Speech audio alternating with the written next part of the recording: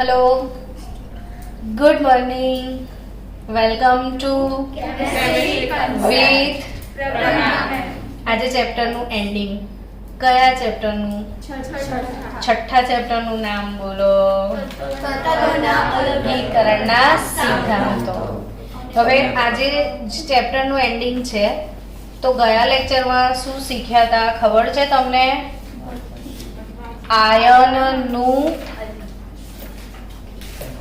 નિષ્કર્ષણ. શું શીખ્યા હતા? આયનનું નિષ્કર્ષણ. અને આયનનું નિષ્કર્ષણ માટે કઈ ભઠ્ઠી શીખ્યા હતા? વાત ભઠ્ઠી. વાત ભઠ્ઠીમાં આયનનું નિષ્કર્ષણ કઈ અયસ્કમાંથી કર્યું હતું? Fe2O3 ને Fe3O4 આયનના ઓક્સાઇડમાંથી. બરાબર. હવે વાત ભઠ્ઠીની ખાસિયત શું હતી તમને ખ્યાલ છે ને? કે જુદા જુદા તાપમાનના ગાળામાં જુદી જુદી પ્રક્રિયાઓ થાય છે. થોડુંક રિવિઝન લઈ લઈએ ફટાફટ પ્રક્રિયાઓનું. 500 થી 900 કેલ્વિન તાપમાને. હવે તમને એમ થતું હશે કે શું કામ મેમ આટલું બધું પાછું રિવાઇઝ કરાવે છે? તો આ જે પ્રક્રિયાઓ છે ને તાપમાનના ગાળા વચ્ચે, આવી પ્રક્રિયાઓ જી નીટમાં તમને પૂછાશે કે નીચેના પૈકી કઈ પ્રક્રિયા તાપમાનના આ ગાળામાં થાય, એટલે નીટનો પ્રશ્ન બનશે. અને નીટ એટલે એવું ના હોય કે ખાલી બહુ બધા અઘરા દાખલા. વધારે પડતું કેમેસ્ટ્રીમાં નીટ શેમાંથી આવશે? તમને ચોપડીની થિયરીમાંથી. એટલે સૌથી વધારે શું વાંચવાનું? ચોપડીની થિયરી, લાઈન ટુ લાઈન. તો આ ખાસ એક યાદ રાખવા વાળી વાત છે. એવું હોય ને તો કાલ ફરી ટેસ્ટ લખી નાખજો. તો 500 થી 900 કેલ્વિન તાપમાને કઈ પ્રક્રિયા થતી હતી બોલો? Fe2O3 નું રૂપાંતરણ Fe3O4 માં થતું હતું. તો Fe2O3 નું શું થતું હતું? ઓક્સિડેશન. આ 3 ઓક્સિજન છે, કેટલા છે? 4. ઓક્સિજન ઉમેરાશે ને તો પ્રક્રિયાને શું કહેવાય? ઓક્સિડેશન. તો 3Fe2O3 plus CO gives Fe3O4 plus CO2. એક આ પ્રક્રિયા હતી. 2-3 માંથી શેમાં ગયેલા? પછી 2-3 માંથી FeO માં ને 3-4 માંથી પણ FeO માં. આવું શીખવાડ્યું હતું ને મેં. તો નેક્સ્ટ રિએક્શન બોલો તો Fe3O4 plus 4CO gives 3Fe. 3FeO હશે. 3FeO plus 4CO2 gas. પછી બીજું ઇક્વેશન બોલો ચલો. Fe2O3 plus CO. આ બધાનું કામ તમામ CO દ્વારા થયું. એ જોયું તમે? બરાબર. તો Fe2O3 માંથી શું બનવાનું? Fe2O3 માંથી શું આવે? Fe2O3 2FeO 2FeO plus CO. Done. 2O ને 1O થઈ ગયું ને 3O, પણ 4O છે તો પ્લસ CO2 ગેસ હોવું જોઈએ. આ કયા કેલ્વિન તાપમાનની પ્રક્રિયાઓ છે? 500 થી 900 કેલ્વિન તાપમાનની પ્રક્રિયાઓ છે. બીજી કયા કેલ્વિન તાપમાનની પ્રક્રિયાઓ આપણે ભણવા જઈ રહ્યા છે? 1270 કેલ્વિન તાપમાને આમાં કઈ પ્રક્રિયા થાય છે? લખી રાખજો, વધારાનું પૂછાશે. 1270 કેલ્વિન તાપમાને આમાં થતી પ્રક્રિયા એટલે તમારી બુકમાં કેટલાથી કેટલા વચ્ચે આપ્યું છે? 800 થી હા, એટલે 900 થી 1500. તો એક્ઝેક્ટ ટેમ્પરેચર 900 થી 1500 વચ્ચેનો છે. તો 900 થી 1500 કેલ્વિન તાપમાનનો આપણે આ કાલે એવું લખ્યું હતું નીચો તાપમાનનો ગાળો ને અહીંયા લખ્યું હતું ઊંચા તાપમાનનો ગાળો. તો પ્રક્રિયાઓ તો હતી જ ને, કઈ કઈ હતી? FeO plus CO. તમારે જાતે જ ખબર પડી જશે શું બનશે. Fe plus CO2. અને બીજું શું હતું? C plus CO2 gives 2CO. કાલે આપણે ખાસી મહેનત કરી હતી તમને જગાડવા માટે. ફાઇનલી તમે જાગેલા. ઘરે જઈને વિડીયો જોઈ લો કે પછી વાંચ્યું એટલે આવડી ગયું? જોયો તો વિડીયો? વાંચ્યું ને? હવે નેક્સ્ટ FeO પ્લસ C હોય તો કયું રિએક્શન થાય? Fe plus CO. એટલે આ FeO પ્લસ આ C જોડે પણ રિએક્શન થાય તો Fe પ્લસ CO વાળું રિએક્શન પણ થશે. અલ્ટિમેટલી મળશે શું એમાંથી?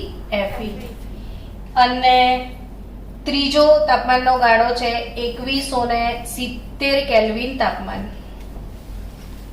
આ 1270 કેલ્વિન તાપમાન ને 2170 કેલ્વિન તાપમાને શું બનવાનું છે? તો સ્લેગ બનવાનો છે, પીગલિત સ્લેગ. CaO plus SiO2. આજે નીકળે તમારા મોઢામાંથી. શું? કેલ્શિયમ સિલિકેટનો ફોર્મ્યુલા CaSiO3. કેલ્શિયમ સિલિકેટ, પીગલિત સ્લેગ, પીગલિત સ્લેગ. હવે 2170 કેલ્વિન કરતા ઊંચા તાપમાન એટલે છેલ્લે વાત ભઠ્ઠીમાંથી એકદમ લાલ ચોળ પીગળેલું લોખંડ બહાર નીકળશે ને. તમે લોખંડને ગરમ થયેલું જોયું છે? કેટલું મસ્ત રેડ રેડ દેખાય, લોહી જેવું. હવે એ લોખંડ પીગળેલી અવસ્થામાં હોય અને એકદમ રેડ બ્લડ જેવું, તો બ્લડ જાય છે એવું દેખાય નહીં? અને એવું જે ઉકળતું લોખંડ છે એને આપણે પીગ આયરન કહીએ છીએ. શું કહીએ? પીગ આયરન, ભૂંડરા આયરન.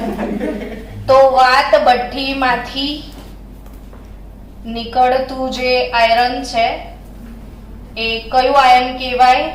Pig ion. હવે પીગ આયન એમાં કઈ કઈ અશુદ્ધિઓ છે બોલો? 4% કાર્બન હોય પ્લસ મેં શોર્ટકટ આપ્યો હતો sp સીમન. આ શોર્ટકટ નો કમાલ કે જલ્દીથી યાદ રહી જાય. sp સીમન એટલે કોણ?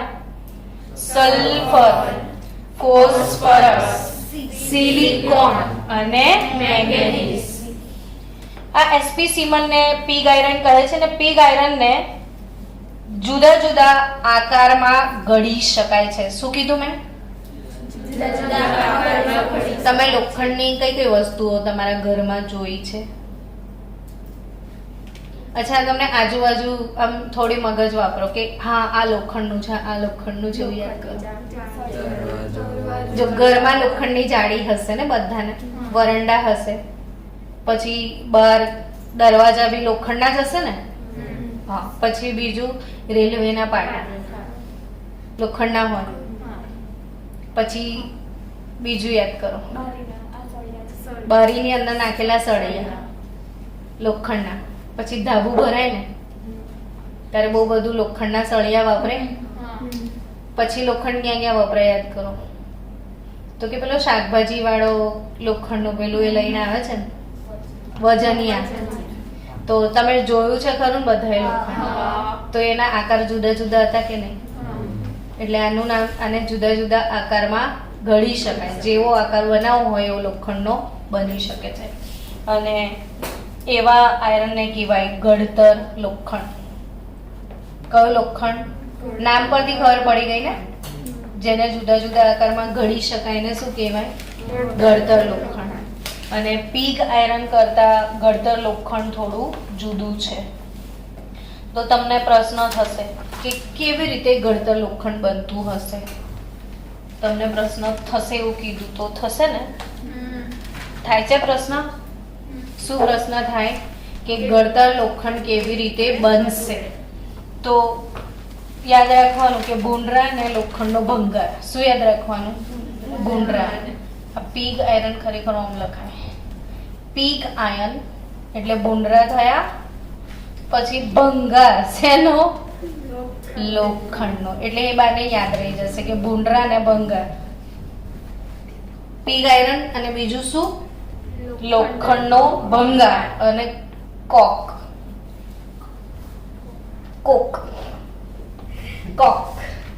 પીગ આયરન, ભંગાર અને કોક. અથવા એવું કહેવાનું ભૂંડરા ને કોકનો ભંગાર. યાદ રહ્યું? શું બોલવાનું? ભૂંડરા ને કોકનો ભંગાર. તો આટલું તમે લો. એ શું કરશો? તો કે ગરમ જ કરીશું ને મિશ્રણમાં શું કરવાનું છે ખબર છે? ગરમ હવા ફૂંકવાની છે. ગરમ હવા ફૂંકવાથી ગળતર લોખંડ મળે. તો ગળતર લોખંડ કેવી રીતે મળશે એ સમજ પડી? આ એની બનાવટ મેં લખી કે પીગ આયરન લો, લોખંડનો ભંગાર લો અને કોક ને શું મૂકવાનું છે? ગરમ હવા. તો શું મળશે તમને? ઘડતર લોખંડ. હવે આમાં ને એમાં શું ડિફરન્સ? તો કે જો આમાં કાર્બન કેટલા ટકા હતો? 4% હતો. આમાં કાર્બન કેટલા ટકા છે? 3% કાર્બન ધરાવે છે. કોણ? ઘડતર લોખંડ. શું ધરાવે છે? 3% કાર્બન ધરાવે છે ઘડતર લોખંડ. અને ઘડતર લોખંડ કેવું હોય? તો કે સખત હોય છે અને બરડ હોય છે.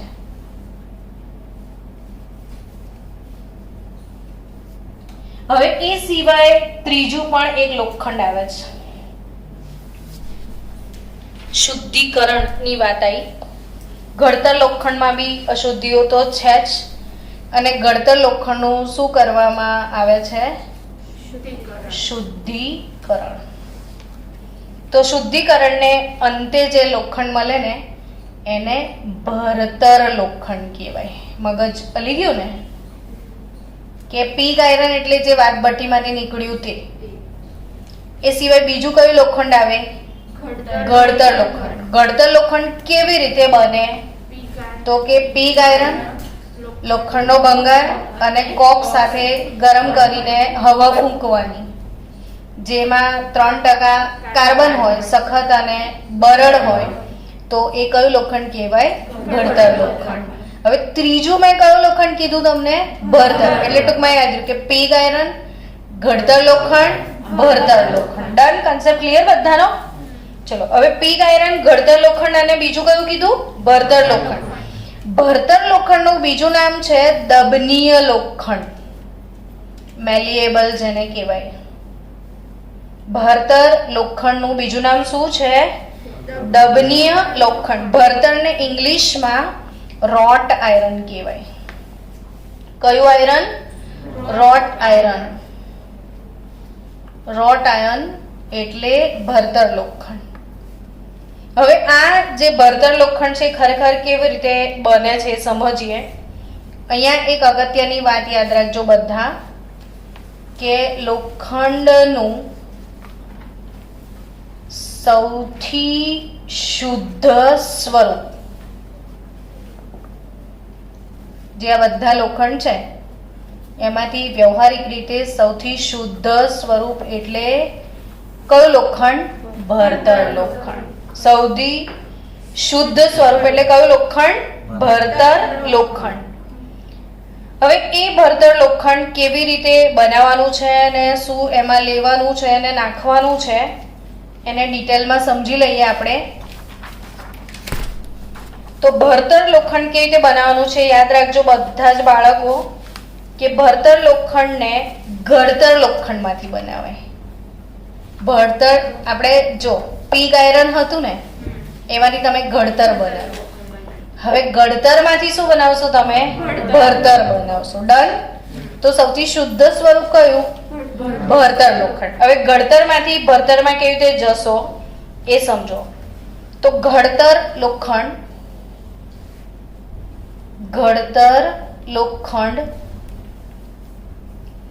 અને ઘડતર લોખંડને કઈ ભઠ્ઠીમાં લઈ જવાનું ખબર છે?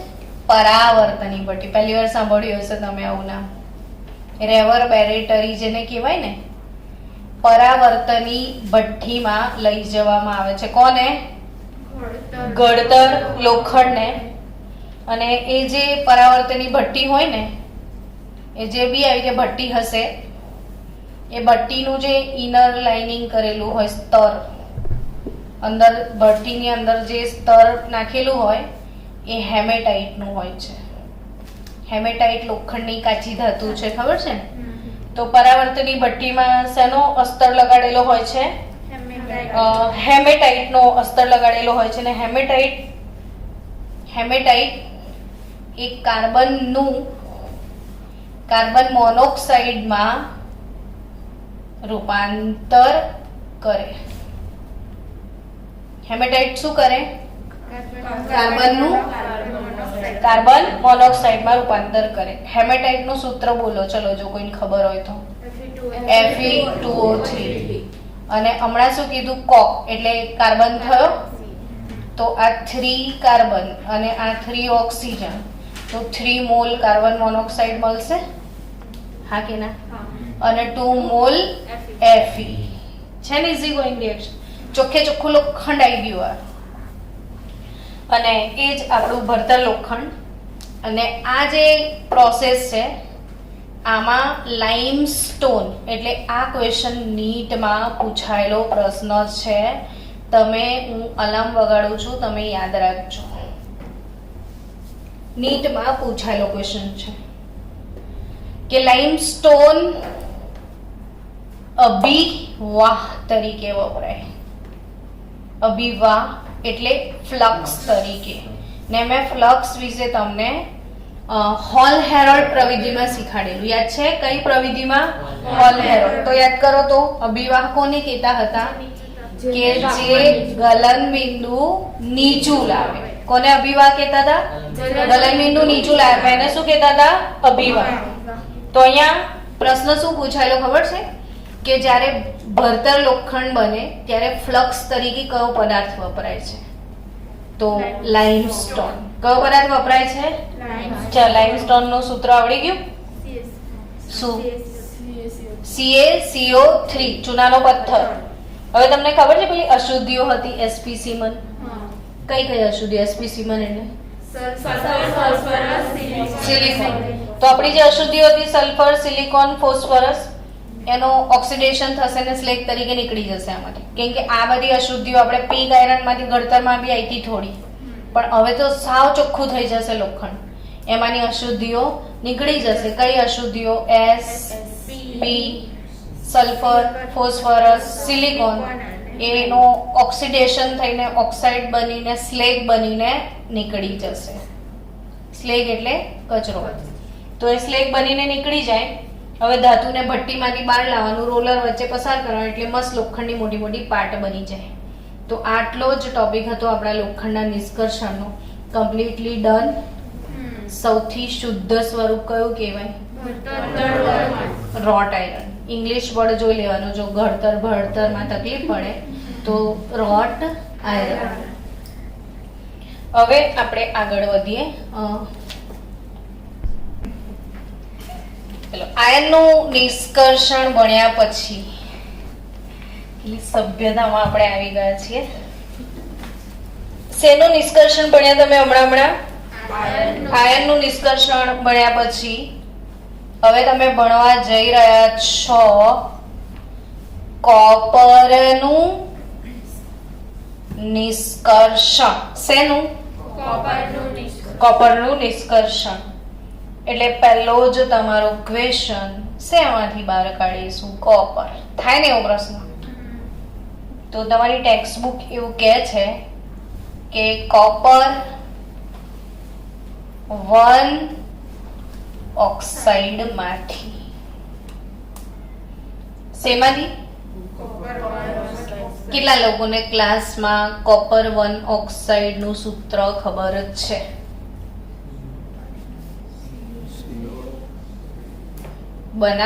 બનાવી દેવાનું. મેં સારો પ્રશ્ન પૂછ્યો છે, તમારે થોડી એક્સરસાઇઝ થઈ. કોપર 1 ઓક્સાઇડ નું ફોર્મ્યુલા શું?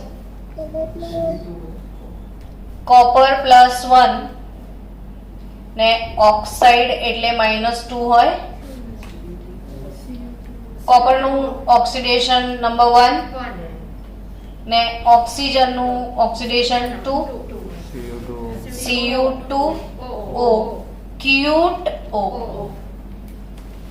O એટલે કોપર 1 ઓક્સાઇડ ક્યુટ O શું બોલવાનું અને ક્યુટ S એટલે ખબર તમને કોપર ગ્લાન્સ ક્યુટ S એટલે શું કોપર ગ્લાન્સ તો આ જે ક્યુટ O છે એમાંથી કોપરનું નિષ્કર્ષણ કરવાનું છે ને ખાસ કરીને કોપરની તો ઘણી બધી અયસ્ક છે ને તમને કોપરની અયસ્ક પહેલા વિડીયોમાં ભણ્યા હશો યાદ કરો કોપરની અયસ્ક કઈ કઈ હતી ક્યુપ્રાઇટ એક ક્યુપ્રાઇટ હતી પછી કોપર પાયરાઇટ પછી કોપર ગ્લાન્સ તો આ કોપર ઓક્સાઇડ ની વાત ચાલી રહી છે કેવી રીતે કોપર ઓક્સાઇડ એમાંથી કોપર બહાર કાઢવાનું તો કે તો સિમ્પલ તો વાત છે કોપરનો ઓક્સાઇડ ઓલરેડી તો છે ને કોપરના ઓક્સાઇડને જસ્ટ કોક સાથે ગરમ કરી દો હા કે એક કામ કરો તમારા પાસે બધા જોડે એલિંગહામ ડાયાગ્રામ હશે જ જો એલિંગહામ ડાયાગ્રામમાં આ રહ્યો સૌથી ટોપ પર બિરાજમાન છે કોપર એલિંગહામ ડાયાગ્રામમાં ટોપ પર બિરાજમાન કોણ છે કોપર છે અને કોક તો બહુ નીચે છે જો જસ્ટ 400 થી 500 કેલ્વિન તાપમાનનો સમય અહીંયા 500 કેલ્વિન પછી તમે જોશો ને તો એ નીચે આવી જાય છે અહીંયા તો એકદમ નજીકથી જ આવ્યો અહીંથી જ નીચે આવી ગયો છે આ રહ્યો કોકની લાઈન એટલે જસ્ટ થોડા કેલ્વિન તાપમાન પછી તમે અહીંયા આગળ જુઓ તો બધી જગ્યાએ આરામથી કોપર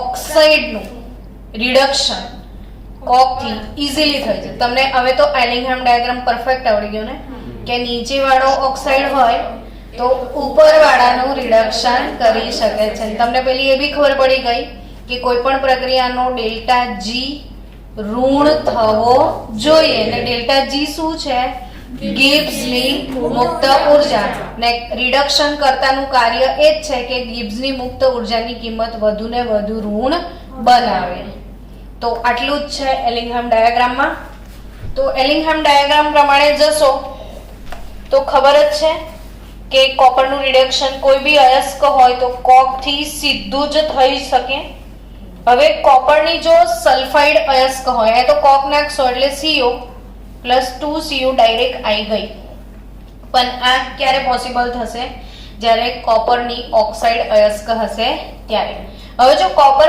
પાયરાઇટ તમારા પાસે હોય શું હોય તમારી પાસે કોપર પાયરાઇટ એટલે CuFeS2 અને આ જે CuFeS2 છે એ ખરેખર શું છે તમને કહું ક્યુટ ફેસ એવું યાદ રાખવાનું શું રાખવાનું ક્યુટ ફેસ એટલે ક્યુટ S પ્લસ ફેસ અને આને મેટે કહેવામાં આવે છે શું કહેવાય મેટે આ બધા જ બઝર ઇધર બચ ચુકા है everything is important for JEE NEET theory પોર્શનના ક્વેશ્ચન આવવાના જ છે દાખલા તો ગમે ત્યારે ગણી નાખશો ગમે તેમ પણ થિયરી નહીં વાંચેલી હોય ને તો હલી જશો એટલે હાથમાં એલો લાડવો જતો રહે થાય ને એવું તો અહીંયા સમજો કોપર પાયરાઇટ એટલે શેનું મિશ્રણ ક્યુટ S પ્લસ FeS હવે તમને દેખાયું કે સલ્ફાઇડ યુક્ત કાચી ધાતુ છે ને અને સલ્ફાઇડ યુક્ત કાચી ધાતુ હોય ને તો સંકેન્દ્રણ કેવી રીતે કરે આ લોકો ભૂંજનની પ્રક્રિયા દ્વારા એટલે આ અયસ્કનું સંકેન્દ્રણ કઈ પ્રક્રિયા દ્વારા થાય ભૂંજન દ્વારા થાય સંકેન્દ્રણ પૂછ્યું તું મુક્તિ સંકેન્દ્રણ ફીણ પ્લવન દ્વારા થાય સંકેન્દ્રણ કઈ રીતે થશે ત્રણ તબક્કા હોય ને પહેલો સંકેન્દ્રીકરણ બીજું અલગીકરણ અને ત્રીજું શુદ્ધિકરણ આગળના વિડીયો જોશો તો જ સમજમાં આવશે અને બહુ જ સરસ રીતે આ ચેપ્ટર ભણાયું છે. હવે જે અલગીકરણ છે ને એમાં 2 સ્ટેપ હતા. કોઈ પણ સ્વરૂપમાંથી ઓક્સાઇડમાં લઈ જાઓ ને ઓક્સાઇડનું રિડક્શન કરો. આટલામાં આખી ધાતુ કર્મ વિધિ આવી ગઈ. ને વારે વારે મેં તમને આ સમજાવ્યું છે. હવે કોપરની જો સલ્ફાઇડ યુક્ત કાચી ધાતુ હોય તો સૌથી પહેલા એનું સંકેન્દ્રણ કરવું પડે. તો તમે એવું ભણ્યા છો કે સલ્ફાઇડ યુક્ત કાચી ધાતુનું સંકેન્દ્રણ ફીણ પ્લવન પદ્ધતિ વડે થાય. કારણ કે એનો સિદ્ધાંત છે કે કાચી ધાતુના કણો તેલ વડે ભીંજાય ને રેતી માટી કચરો પાણી વડે ભીંજાય. આનો સિદ્ધાંત ખબર હોવી જોઈએ. હવે સંકેન્દ્રણ થઈ ગયું એનું એટલે તમે બીજા તબક્કામાં આવશો અલગીકરણમાં. એટલે સલ્ફાઇડનું રૂપાંતરણ તમારે ઓક્સાઇડમાં કરવું પડશે. મારી મચડીને શેમાં લઈ જાઓ? ઓક્સાઇડમાં. તો સલ્ફાઇડમાંથી શેમાં જશો? ને એના માટે ભૂંજન કરવું પડશે. બરાબર છે? શું કરશો? ભૂંજન. પણ આમાં કેવું છે કે આ ડોન છે, આમાં આયર્ન સલ્ફાઇડ એટલું વિતાડે છે કે જ્યાં સુધી આ પૂરેપૂરો નીકળે ના ત્યાં સુધી આ Cu2S નું રૂપાંતરણ Cu2O માં થતું જ નથી. એટલે આ લોકો થાકી જાય. 4-5 સ્ટેપ ફોલો કરે ત્યારે આ નીકળી રહે. આયર્ન સલ્ફાઇડ એટલે આ વિલન છે આનો. અને વિલન એટલે તે કેવો વિલન? ડોન જેવો. ડોન કા ઇંતજાર, 11 મુલ્કો કી પુલિસ કો હે, એવું હતું ને. એટલે આ બહુ અઘરો ડોન છે. FES પછી એ FES નો આ ટૂંકમાં બંનેનું ભૂંજન થાય તો ક્યુટ S નો રૂપાંતરણ ક્યુટ O માં થાય. પણ FES નો રૂપાંતરણ શેમાં થઈ જશે? FeO માં. એટલે આ ડોન ને બહાર કાઢવા માટે શું બુદ્ધિ વાપરી છો કે FeO ને દૂર કરવો છે ને તો FeO નો સ્લેગ બનાવી દઈએ. હા કે ના? કચરો હંમેશા સ્લેગ થ્રુ નીકળે ને સ્લેગ એટલે સિલિકેટ. તો વિચારો કે મારે FeO ને દૂર કરવો છે તો મારે એનો શું બનાવવો પડશે? सिलिकेट. तो हाउ कैन आई हम इसको कैसे सिलिकेट बनाएंगे? तो सिलिका डालने से. कैसे बनाएंगे सिलिकेट? શું નાખી દો? सिलिका. એટલે डॉन का इंतजार जो था 11 मुल्कों की पुलिस को, तो हम भेजेंगे इंस्पेक्टर सिलिका को. किसको भेजेंगे? Inspector silica. जो FeO को पकड़ के हथकड़ी पहना के लाएगी. तो FeO प्लस SiO2 समीकरण पूर्ण करो. FeSiO3. FeSiO3 આયર્ન સિલિકેટ જેને કહીશું સ્લેગ. ખબર છે વાઘભટ્ટીમાં આપણે ચૂનાનો પથ્થર નાખ્યો હતો. CaCO3 નાખીને આપણે બનાવ્યું હતું CaO પ્લસ CO2 ને પછી એની જોડે સિલિકા સંયોજાઈ હતી ને CaSiO3 સ્લેગ. પણ એ વખતે સિલિકા પોતે અશુદ્ધિ હતી. એ વખતે આપણે સિલિકાને દૂર કરવા CaO નાખેલું. અહીંયા FeO ને દૂર કરવા સિલિકા નાખી સામેથી. અલ્ટિમેટલી શું બનશે? સિલિકેટ. સ્લેગ બનીને FeO નીકળી જશે. તો આ રીતના જો સલ્ફાઇડ યુક્ત અયસ્ક હોય, શું હોય? તો એનું ભૂંજન પ્રગલન એવું ચોપડીમાં બિચારામાં એક જ લાઈનમાં ડાયરેક્ટ શું સમજાવી દીધું? ભૂંજન પ્રગલન ડાયરેક્ટ. પણ મેં તમને સમજાવી દીધું કે સલ્ફાઇડ યુક્ત કાચી ધાતુનું સંકેન્દ્રણ કોના વડે થશે? ફીણ પ્લવન વડે. પછી એનું શું કરવામાં આવશે? ભૂંજન.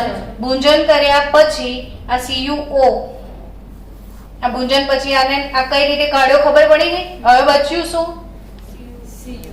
તો ક્યુટ O ને તો કોઈ પ્રશ્ન જ નથી ને. તો Cu2O જે છે એ આ મિશ્રણને મેટે કહેવામાં આવે છે. ખબર છે ને કોને મેટે કહેવાય? બોલો તો. ક્યુટ ફ્લેસ. અરે ફ્લેસ કઈ? ફેસ. ક્યુટ ફેસ મતલબ ક્યુટ S પ્લસ ફેસ.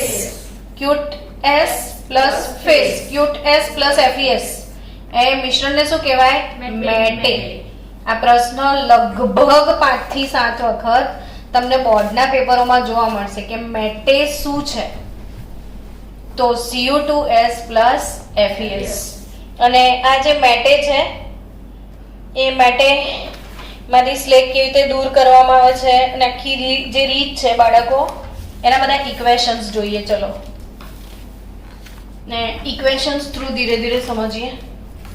કે ઇક્વેશન્સમાં જે FeS હતું, ક્યુટ S પ્લસ શું હતું એમાં FeS, બે વસ્તુ હતી મેટેમાં. એ જે FeS ના ઇક્વેશન જોઈએ તો FeS નો ગુંજન થયો એટલે હવા સાથે ગરમ કર્યું, ગુંજનમાં હવા સાથે ગરમ કર્યું તો Fe નો ઓક્સાઇડ મળ્યો ને સલ્ફરનું ડાયોક્સાઇડ. મેં એવું ભણાવ્યું હતું ને તમને કે આ સલ્ફર ડાયોક્સાઇડ ગેસ હવામાં ના છોડે, એ લોકો સિલિન્ડરમાં ભરી લે ને આ સિલિન્ડર સલ્ફ્યુરિક એસિડ ઇન્ડસ્ટ્રીને મોકલી આપવામાં છે. આ પ્રશ્ન બી બોર્ડમાં પૂછાયેલો છે હા, કે ગુંજન દરમિયાન ઉત્પન્ન થતા SO2 નું શું કરવામાં આવે છે? તો શું કરવામાં આવે છે? સ્ટીલના સિલિન્ડરમાં ભરીને સલ્ફ્યુરિક એસિડ ઇન્ડસ્ટ્રીને ગિફ્ટ કરીએ છીએ આપણે સંપર્ક વિધિ માટે. પછી આ જે FeO બન્યો ને, FeO એમાંથી શું બનાવ્યું હતું? કેટલા લોકોની યાદ છે? ફાસ્ટ આન્સર આપજો. FeS માંથી FeO લઈ આવ્યા ભુંજન દ્વારા. હવે FeO ને દૂર કેવી રીતે કરે?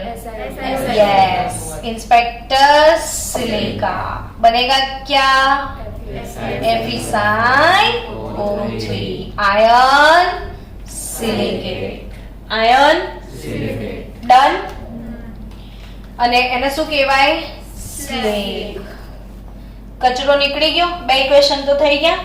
હવે આપણે આનું ગુંજન ચાલુ કરીએ, ક્યુટ S નું. અને આ ક્યુટ S એનો ગુંજન ઓક્સિજનની હાજરીમાં થશે. પછી ઇક્વેશન બેલેન્સ कर दो तो क्यूट S बनेगा क्यूट O. क्यूट S से क्या मिलेगा? Cute O. 2 मोल क्यूट S, 2 मोल क्यूट O और 2 મોલ સલ્ફર દેખાય છે એટલે 2 મોલ સલ્ફર ડાયોક્સાઇડ ગેસ. તો તમને એક બહુ મસ્ત વાત શીખવાડું. આ જે ક્યુટ S છે ને એનું રૂપાંતરણ શેમાં થયું? ક્યુટ O માં. હવે માની લો કે આ તમે 100 ટન લીધું હોય તો 100 ટન માંથી લગભગ 50 ટન જેવું બને ને, અડધું અડધું થઈ જાય. પછી આ બંને વચ્ચે પ્રક્રિયા થઈ જાય. મેં શું કીધું ખબર પડી? આમાંથી આ મળે તો આનું અડધું રૂપાંતરણ આમાં થાય, પછી પાછી આ બંને વચ્ચે રિએક્શન થઈ જાય. એટલે રિએક્શન જો next cute S plus cute O આ જાતે પોતે રિડક્શન કરતા બની જશે. Cute S plus cute O અને એ જ રિએક્શન છે ક્યુટ S પ્લસ શું કીધું છે? Cute O. 2 mall cute O cute S નું રિડક્શન કરે 2 દુ 4 અને આ 2 6 મોલ કોપર લિક્વિડ બને અને ધ્યાન આપજો સલ્ફર ડાયોક્સાઇડ ગેસ બનશે. હવે જેવું આમ કોપર આપણે તાવડીમાં ખબર છે કશું બનાવ્યું હતું કેવું ઉપરથી આમ ઉકળે, ખત ખત ખત ખત થાય, શીરો બનાવો પાણી નાખો પછી, એવું સેમ આખી એની સરફેસમાં આમ પરપોટા નીકળશે. કોનામાંથી? તાંબામાંથી. અને તાંબાની સરફેસ પર જે પરપોટા નીકળશે ને એના લીધે એની સરફેસ જે છે આખી પરપોટાના લીધે આમ ફોલ્લા ફોલ્લા થયા હોય એવી થઈ જશે. અને એટલે જ આ તાંબાને ફોલ્લા વાળું તાંબુ કહેવામાં આવે છે. શું કહેવાય? એમાં ફોલ્લા કોના છે? સલ્ફર ડાયોક્સાઇડ ગેસના પરપોટા હશે. અને આ જે ફોલ્લા વાળું તાંબુ છે એના માટે શબ્દ છે બ્લિસ્ટર કોપર. Blister copper. પેલું પીગ આયરન હતું ને એવું આમાં શું મળ્યું? ફોલ્લા વાળું તાંબુ, બ્લિસ્ટર કોપર મળ્યું.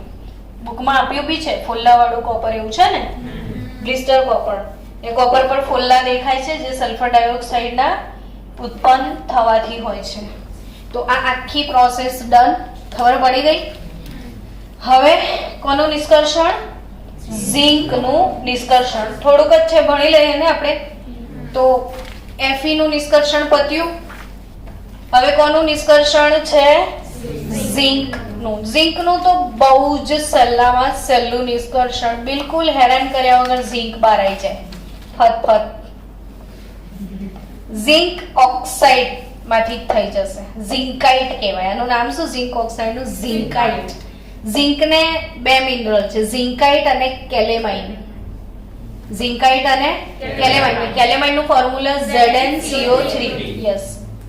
તો ઝિંકાઇટ અને જે કેલેમાઇન છે ને એ ઝિંક ઓક્સાઇડ પ્લસ કશું જ નહીં. આ ઝિંક ઓક્સાઇડ છે, સીધો ઓક્સાઇડ જ છે, કશું કરવાનું નહીં, કોક નાખી દેવાનો. Zinc plus CO. અને આ જે ઝિંક મળે છે ને એ ઝિંક ઓક્સાઇડનું ભઠ્ઠીમાં ડાયરેક્ટ જ રિડક્શન કોક કરીને કરી દેવાનું. કોક અને માટી સાથે નાની નાની ઈંટો બનાવવામાં આવે છે, એવું કે ઇન શોર્ટ સિમ્પલ કોક. ને ટેમ્પરેચર કેટલું છે? 1673 કેલ્વિન. એ વખતે લિક્વિડ, આમ તો આ વરાળ જ બને આની ઝિંકની, પછી ઠંડી પાડે એ લોકોને લિક્વિડ ઝિંક લાવે છે ને સ્પેલ્ટર કહેવાય. શું કહેવાય? સ્પેલ્ટર. તો સ્પેલ્ટર એટલે 3 વસ્તુ. જો Fe માંથી જે વાતભઠ્ઠીની બહાર આવેલું ને એ પીગ આયરન આવેલું, કોપર માંથી બ્લિસ્ટર કોપર મળ્યું એટલે ફોલ્લાવાળું તાંબુ, અહીંયા ભૂંડરા ને અહીંયા ફોલ્લા. અને ઝિંકમાં શું મળે છે? સ્પેલ્ટર. ખબર પડી? આ ક્વેશ્ચન બોર્ડમાં પૂછાયેલો ને એટલે મેં તમને કહી દીધું, બુકમાં નહીં લખેલું પણ બોર્ડમાં હતું કે સ્પેલ્ટર એટલે શું. તો ઝિંકના નિષ્કર્ષણમાં જે છેલ્લે લિક્વિડ ઝિંક મળે એને શું કહેવામાં આવે છે? સ્પેલ્ટર. ને કોપરમાંથી શું મળે? Blister copper. ને લોખંડ જે છે એ પીગ આયરન. પીગમાંથી ગળતર લોખંડ, ને ગળતરમાંથી બરતર લોખંડ. ને સૌથી શુદ્ધ સ્વરૂપ કયું? બરતર લોખંડ. તો કમ્પ્લીટ થઈ ગયું. ચલો હવે બાળકો આ ચેપ્ટરમાં શું રહ્યું? તો એક લાસ્ટ ટોપિક, તમામ કાચી ધાતુના ઉપયોગો. શું એનો વિડીયો બનાવવાની જરૂર છે? દરેક કાચી ધાતુના ઉપયોગોનો કે આવડી જાય? આવડી જશે ને?